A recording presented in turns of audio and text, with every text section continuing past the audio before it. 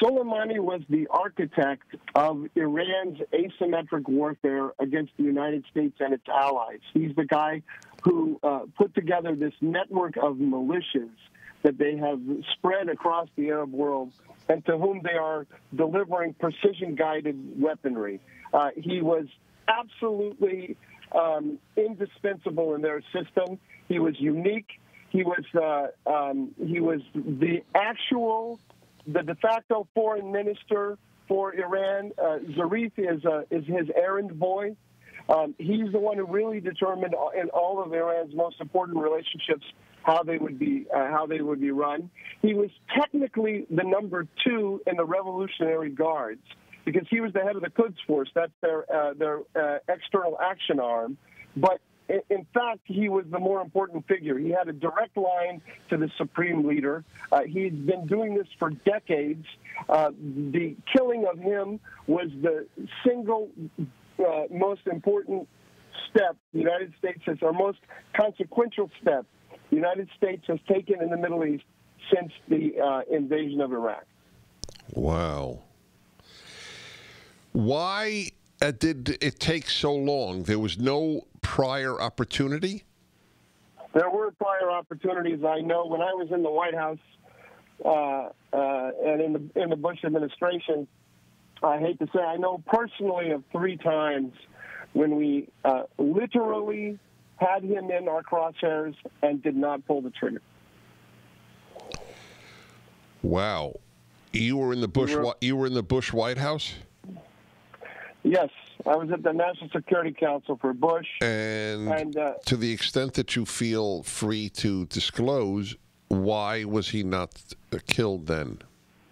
There's only one case where I know all of the details, and in fact I don't feel comfortable discussing them.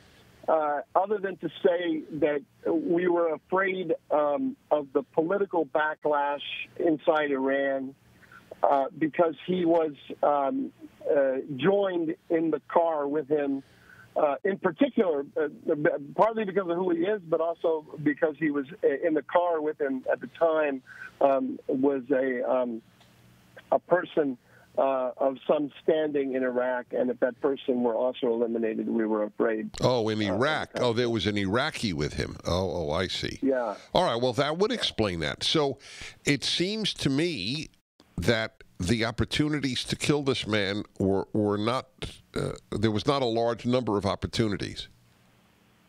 Well, as I say, you knew of 3, but all right, but the one, 3, right, but the one you in the Obama administration, they were not looking for opportunities.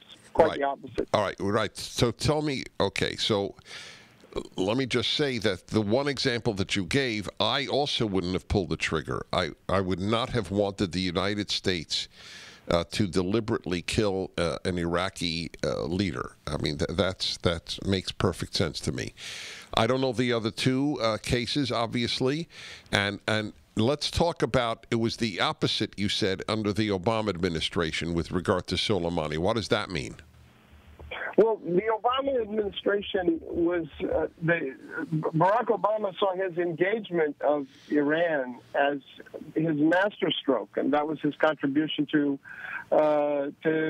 American national security, and that was going to be his legacy in history. He thought that coming to a strategic accommodation with the Iranians was the wise move, and he dreamed that a guy like Soleimani would be a partner in counterterrorism. I mean, the dirty little secret of the counter-ISIS campaign, particularly in Iraq, but not only, in Syria too to a certain extent, is that it was run in parallel with the Iranians. We went in from the air, coordinating with our Iraqi partners, knowing full well that our Iraqi partners were at the same time partnering with the Iranian militias on the ground. Did he remove Soleimani from the sanctions list? No, not that I know of. That I have never heard. That's interesting because that's been reported a lot, and if it's not true, that's disturbing because there are some responsible people who have reported that. I don't know.